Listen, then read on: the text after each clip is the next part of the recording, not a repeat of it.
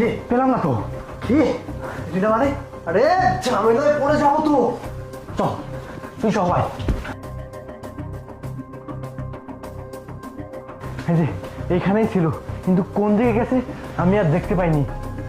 শোন, ওকে যে করে হোক খুঁজে বের করতে হবে, না হলে কিন্তু ফেসে যাবো।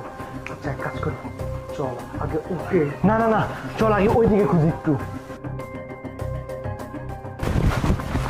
আরে দরজা ফাঁকা, তার মানে এই দিক দিয়েও পালিয়ে গিয়েছে। আচ্ছা বস শোন, আমি বলতেছি ও বাইরে গেছে, তার মানে কিছু একটা গন্ডগোল করবে, কিন্তু ও ফিরে আসার আগে আমাদের কাজটা শেষ করে। আমাদের কাজ শেষ করে ওকে তারপরে গুম করে দিব। হ্যাঁ চল চল।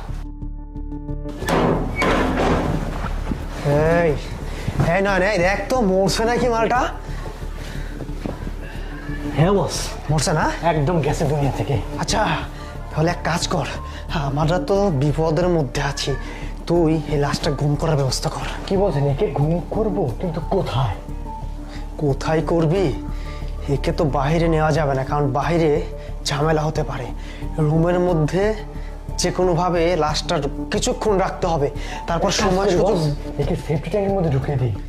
হ্যাঁ এই কাজটা করা যায়। মহিলা যেহেতু বাইরে গেছে, মহিলা কোনো একটা ভেজাল করবে, একে সেফটি ট্যাঙ্কে ঢুকিয়ে দিয়ে আমরা এই দরজাটা লাগিয়ে দিই ভেতর দিয়ে, পেছনের দরজা দিয়ে ওয়াল টপকে পার হয়ে যাব।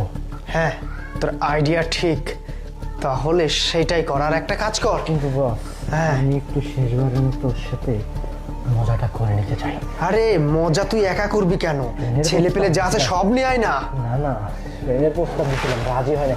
ঠিক আছে বস, আপনি একটু দাঁড়ান। হ্যাঁ ঠিক আছে, আমি দাঁড়িয়ে আছি, তুই সুন্দর মতো মজা কর এর সাথে। জানান যে তোমাকে আমি ইতিহাস খাবো কত ধানে কত চাল। বস আপনি একটু ওইখানে যান। আচ্ছা ঠিক আছে, বুদ্ধি আছে, কর কর। মান আজকে তোমাকে আমি বোঝাবো কত ধানে কত চাল। তুমি অনেক জ্বালিয়েছো আমাকে, দিনের পর দিন তোমার পেছনে পেছনে ঘুরছি আমি, কিন্তু